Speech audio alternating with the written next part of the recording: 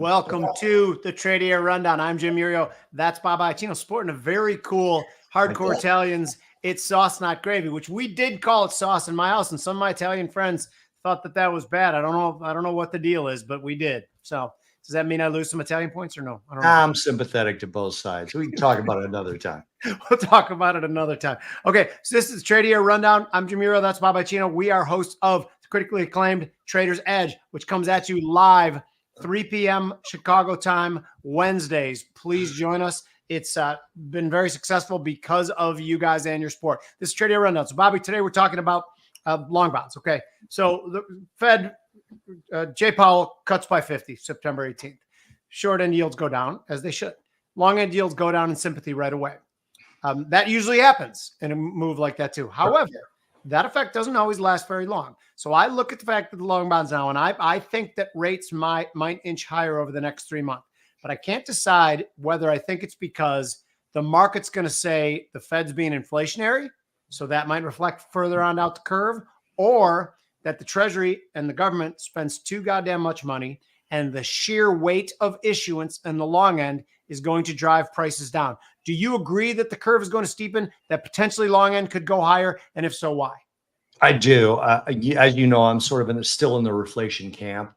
I think data is going to slowly get stronger with the rate cuts.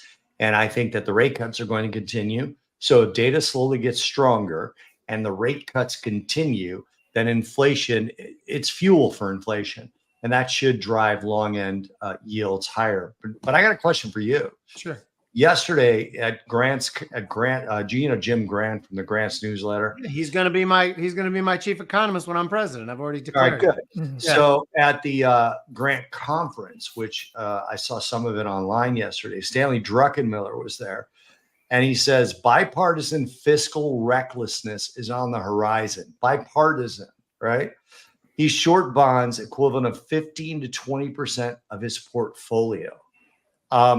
How do you feel about that? So short bonds, long yields, right?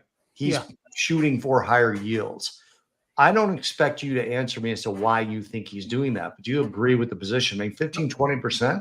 No, I don't ever agree with that level of positioning. And you know how I trade. I mean, I think your discretion is the better part of valor. I don't have any tattoos. Do you know why? Because I can change my mind and be wrong about something quickly. I'm not making fun of your tattoos, Bobby. I'm just saying I'm not confident in any notion that I have to marry it to that level, 15, 20% of my portfolio. So I personally would not do that, despite the fact that I think his direction is right. And I think the more time wears out, I think the better that's going to be, because I do think Trump is a spender. You go.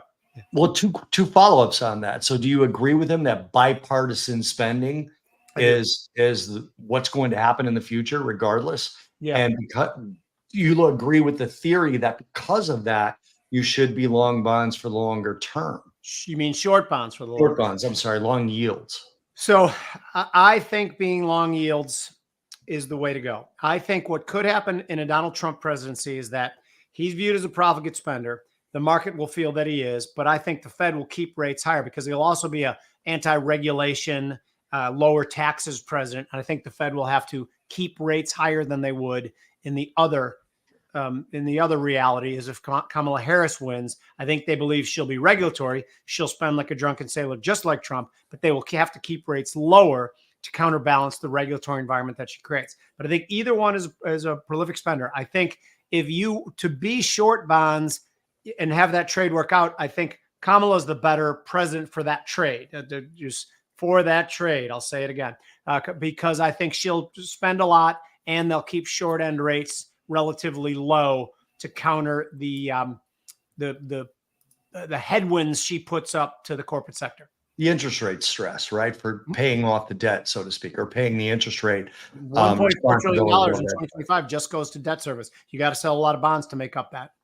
All right, last question for you then. Do you think that the curve is going to steepen unusually, or you still see it as a sort of an orderly thing that's going to happen? I think orderly. The average steepness of the curve is about 107 basis points, 2-year to 10-year.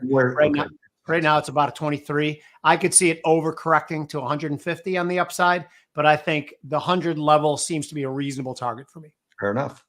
Okay, this has been Tradier Rundown. I am Jim Murio. That's Bob Iacino. Please join us on Tradier's The Trader's Edge live at 3 p.m. Wednesday, Chicago time on the Tradier Hub.